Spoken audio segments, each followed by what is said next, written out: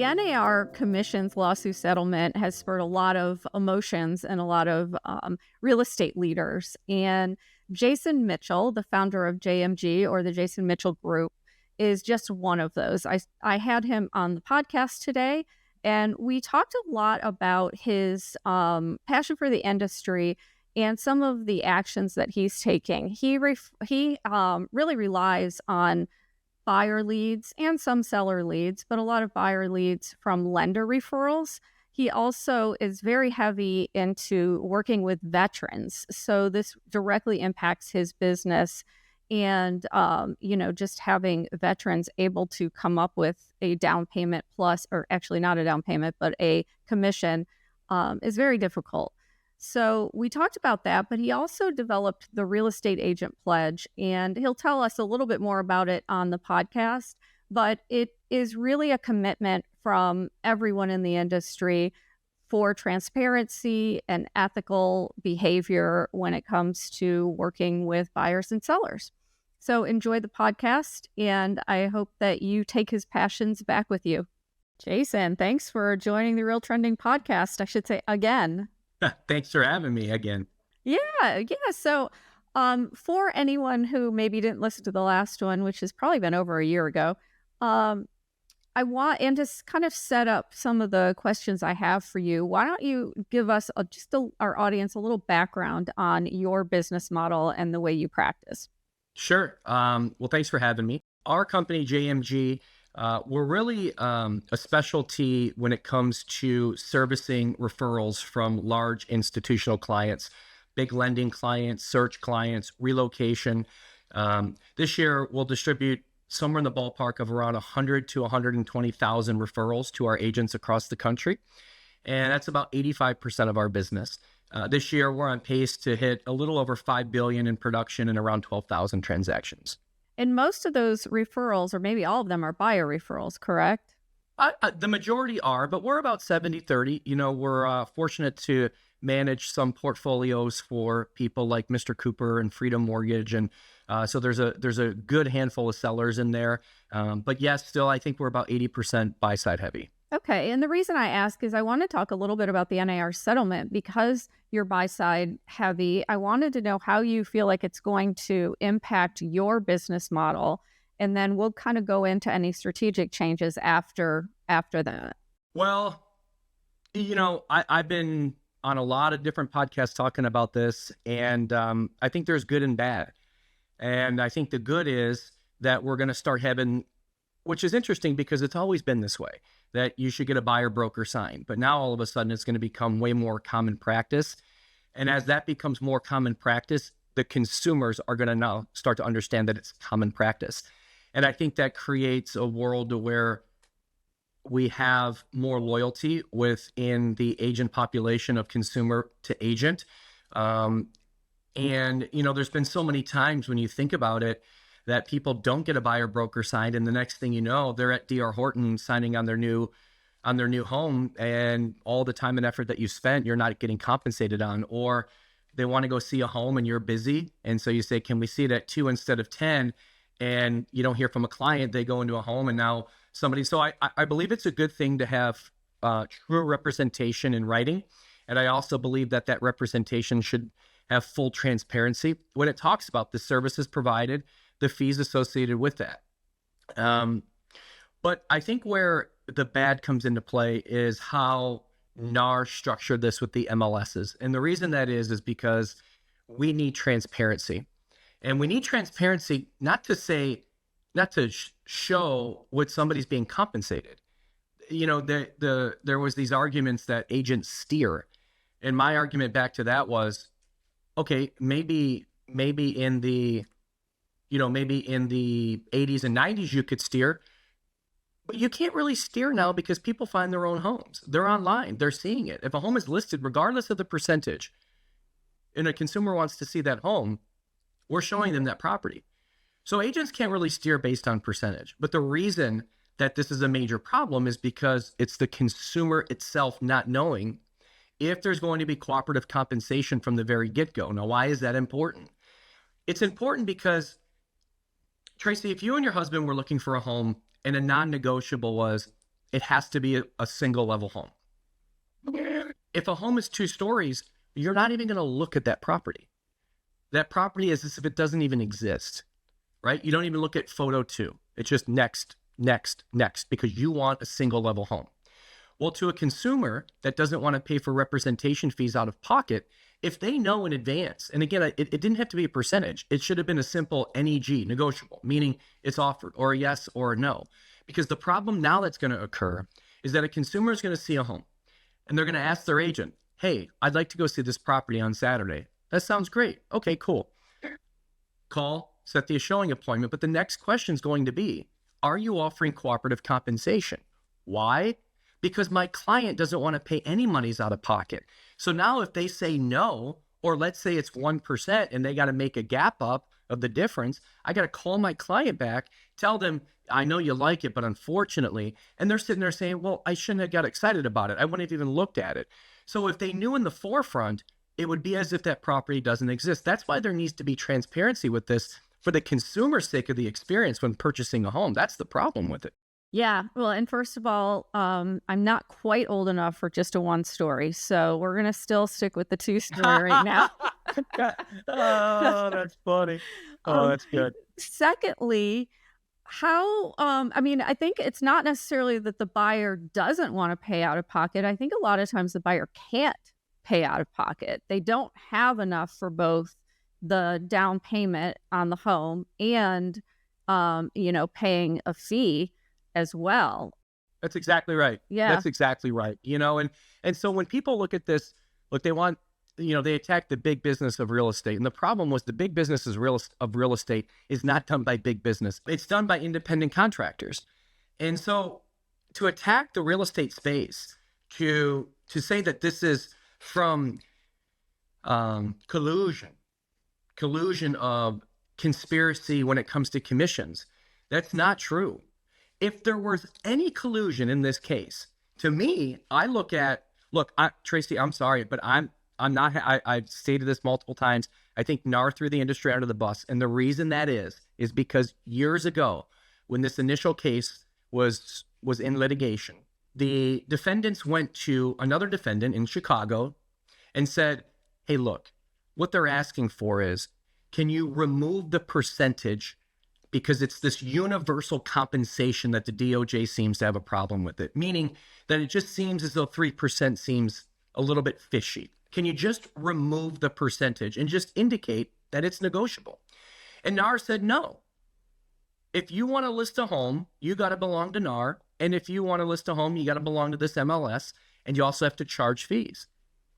Okay. And they kept their feet in the ground on that, 10 toes down.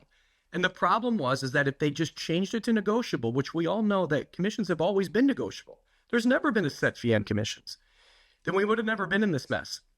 But the problem I have with it, Tracy, is now all of a sudden they changed their tune, and then they went to, you can put 0 into the buyer broker commission, and now you can't put anything. And the problem with not putting anything is, what's the value of your product then? So now you're telling us when you could have avoided these lawsuits and just put negotiable, now you're creating an issue because now you're saying you can't charge it. And you did that because you horse traded a $5.5 billion judgment for $400 million over the course of 4 years. And you horse traded that so the DOJ could get their headlines in an election year stating that you don't have to pay buyer broker commissions anymore. Sellers don't have to pay buyer broker commissions anymore. We just saved the industry $30 billion in fees. That's the headline. So the DOJ got what they wanted by creating this $30 billion headline that they went and they helped consumers save, because they allowed NAR to take a big haircut on all of this, which now, as you see last week, who knows where this goes once again, where we're at. But the reality is that the key factor that the MLS provided was the transparency of cooperative compensation for consumers. And now it's, to me, we need a better solution now. We need so if there was collusion in this, like if there's any collusion, it's very odd to me that if I go to list a home in Atlanta, Georgia, and I go to list a home in Scottsdale, Arizona, and Tracy, you're my client, the goal is to list a home put it on the open market so everybody can see it. Why is it that I have to belong to the National Association of Realtors to do that? Why is it that in Atlanta, they'll charge me 0.0261% of that listing, but in Scottsdale, I just got to pay $400 a year? Why is it in Manhattan, I got to pay $5,000 a year? So to do the same work, we want to talk about the same work with realtors, right? To do the same work, to list something on an open market, I'm paying all these different fees set by all these local boards. But in order to do that, I have to belong to this group in Chicago. Like, that doesn't make much sense to me. NAR gets to dictate that if you want to list in the Arizona Regional MLS, that you got to belong to their group to do so. Why? You know, like, so if there's, like, if you're asking about collusion, to me, I just think it's odd that we got to belong to a trade organization in order to list a property on a local MLS board that's going to charge us fees that are just made up. And I've been there. I believe that there should be fees to use a product. Don't get me wrong. But why is it that it has to be different in every single board that you join? That seems bizarre to me. Yeah, and it's not every board, because I know that, you know, I'm in Florida and we're decoupled from the MLS and membership in the association. You can join the MLS and not the association. Very few. Very few. There are some out there, but Yeah. there's very few. You Yeah. know, there's very, and so here's where I think the outcome comes into play. One, I love full disclosure and I love complete transparency. Two, I still think smart sellers are going to offer cooperative compensation. But it opens the door for weak agents that go to a listing appointment that just simply want to get the listing, and they're going to take the listing at a lower clip of a commission just so they can get the listing. But the problem that they're putting their sellers into the play and themselves is that with everything coming out, consumers are going to create their own steering. So when your home's sitting on the market 30 days and Tracy calls me and says, Jason, we've only had one showing in 30 days. What's going on? And my response is, well, I could have had 20, but people don't want to pay out of pocket for services, and you're not offering cooperative compensation. They don't want to see your home. I've been told that, well, Jay, all they'll do is they'll just go to the listing agent. And Tracy, here's my argument with that. In today's world, if I'm listing your home, and let's say we have a 5% co-broke, 2.5 to me, 2.5 to the buy side. If someone comes directly to me as the selling agent, and I want to assume the risk of dual agency, I at least have financial compensation to do so. It's more risky for me to take that on representing both sides. It's certainly not in the best interest of both parties, but at least there's another 2.5% that I can get paid for my risk to take on this new client. Well, if a seller isn't offering cooperative compensation and I'm getting 3%, but I'm not offering anything, and somebody comes to me directly, why on earth would I take the risk of representing that person if there's zero in it for me to assume that risk? So the dual agency argument to me makes no sense because, first of all, a lot of states don't allow it, and a lot of brokerages don't allow it, and they shouldn't. But if that's the argument that, well, it's fine, they'll just go directly to the seller and the seller's agent and they'll represent them. No one wants that. Would you want somebody representing with the same fiduciary, the person buying your home is the one and you're selling it? No way. No way. But the point is, they're not even there. There's no compensation available to assume that risk. So I don't see that world. Yeah, and it honestly, it's very, very confusing to consumers with the headlines, like you said. I mean, even my own family, we do Sunday dinners, and my one sister-in-law is listing her property with a full-service realtor. My other sister-in-law buys investment properties, and she's like, I'm never going to pay a full commission. I'm going to go to the 1%. And I know what properties I want. And there was like a whole argument about that there, and they really didn't understand. Now, the sister-in-law went with the full service. The agent explained everything to her, and she and her husband do completely understand. And they're offering, co-broke. They're offering, what they need to. So, but it's really interesting. There was like so much confusion around it, and that's just my family. Just think of, Yeah, because the headlines are you don't got to pay anymore. Right. And so, but here's why I think that falls. I think once the dust settles, it's going to be something that's headlines now. But I think in 6 months to a year, I get lost in the fact that the average person doesn't really care about the real estate industry, right? Like we're in it every day, but if you're going to work and you're not in our industry, like you're not even paying attention to this stuff. Yeah. But I do think that it's going to be really important on the buy side to have full disclosure. But as long as consumers don't have to pay out of pocket, I think nothing changes. And it's how you explain and educate a consumer.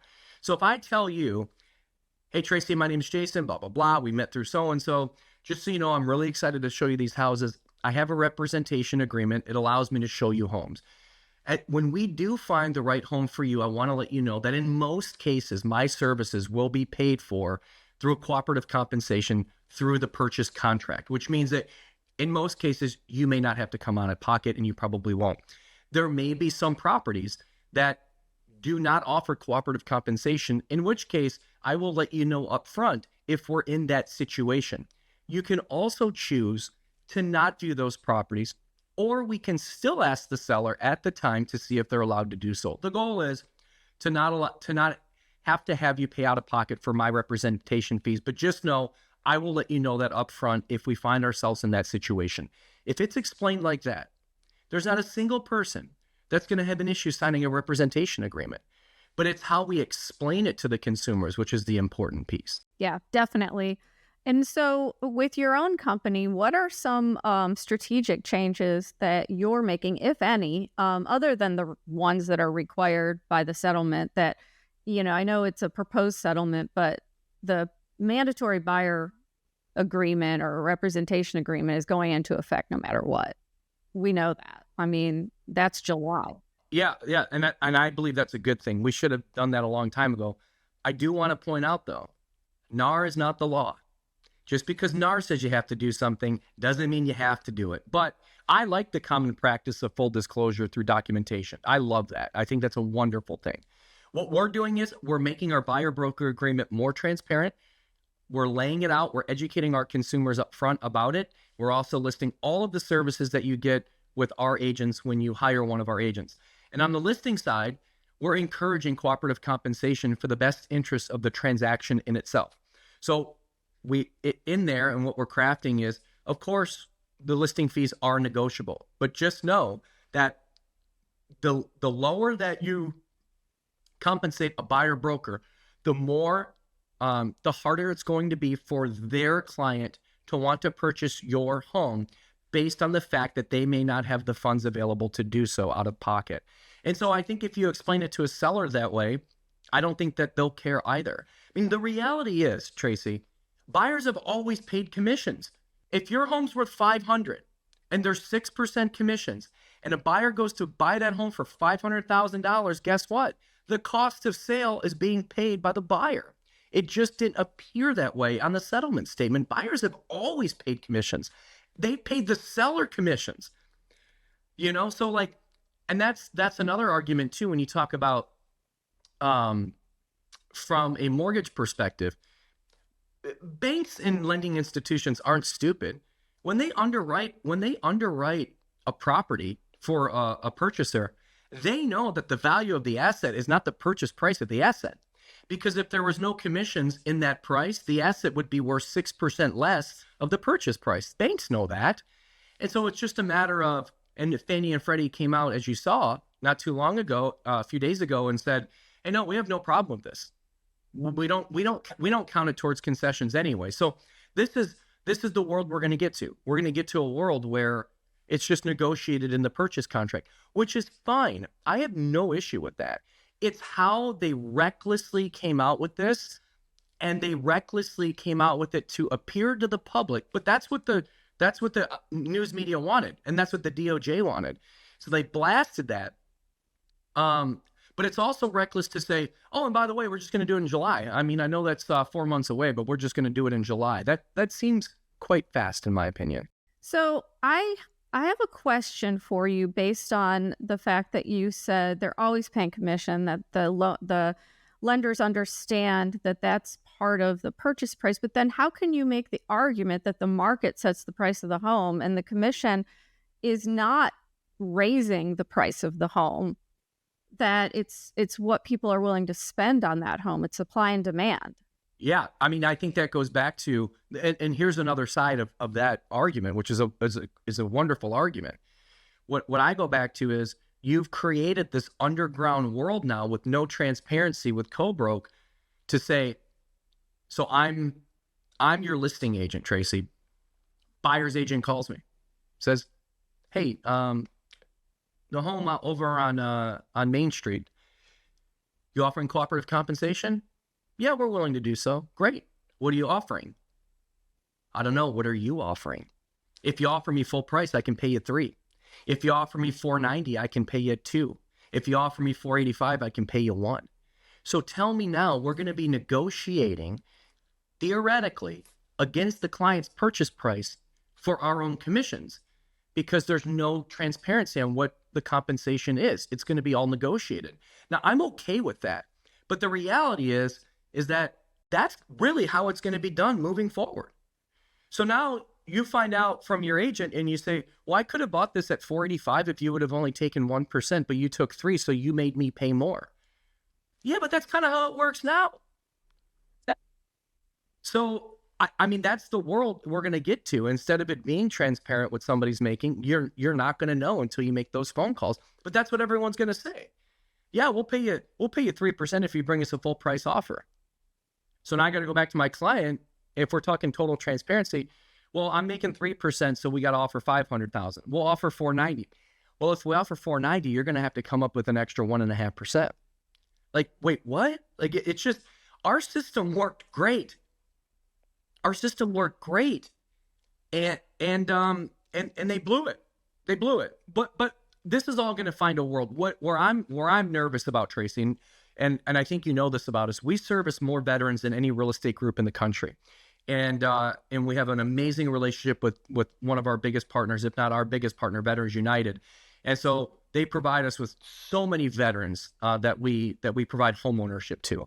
We do thousands of deals a year with them and with our veteran clients. I'm very nervous for them because they don't have the money, most of them. And what's the point of having a zero down VA product? First of all, they're not even allowed to pay for it out of pocket. It's against the VA rules. We have to figure something out for them. We have to figure out a way to roll these fees in. Otherwise, you are knocking out the VA buyer. You're knocking out the FHA buyer, the low down payment borrower, the borrower that uses down payment assistance programs. And this is what pisses me off. These are the people that need it the most. These people they're check to check now. They can't make money in the stock market. They don't have enough to put in the stock market. They never will. The only way they can achieve wealth is you buy a home today, and in 15 years, the home that you paid $300 for is now worth $450, and you've paid the $300,000 down to $150. So you got a $300,000 nest egg that you would have never had because you bought a home. And now you can take an equity line out and put your kid through college, right? Like now you can sell your home and have a nest egg to go live the rest of your life on. And these are the people that need it the most. And there's still no solution for these people yet. So what are we going to do? Like that's the part to me that was reckless in all of this. And you're talking July? These people have already got their butt kicked in 2020 when they were trying to buy homes at a 3% interest rate, but lost to cash institutional buyers around the corner. 1 out of every 3 homes in Texas was bought from an institutional buyer. People that need home ownership losing out to Wall Street. Now, all of a sudden, they become tenants. They come back into the market center. Prices are up 30, 40%, and now interest rates are at 7%. You've already knocked half of these people out of the market. And now we're going to do it because I can qualify to buy a home, but I don't have the extra money to pay out of pocket for my services. And then people say, well, they'll just go to an attorney. Well, attorneys aren't free. So you can say you're going to go to an attorney, but you still got to pay out of pocket for that attorney. And the other side of that is when people say, well, they'll just go to the attorney. If they're not going to, if dual agency is something that doesn't seem a world that exists, then we'll just have an attorney write the contract. Yeah, okay.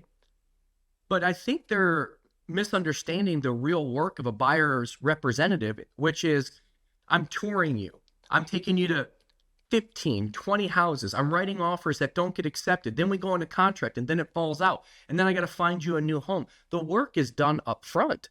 Attorneys aren't doing that.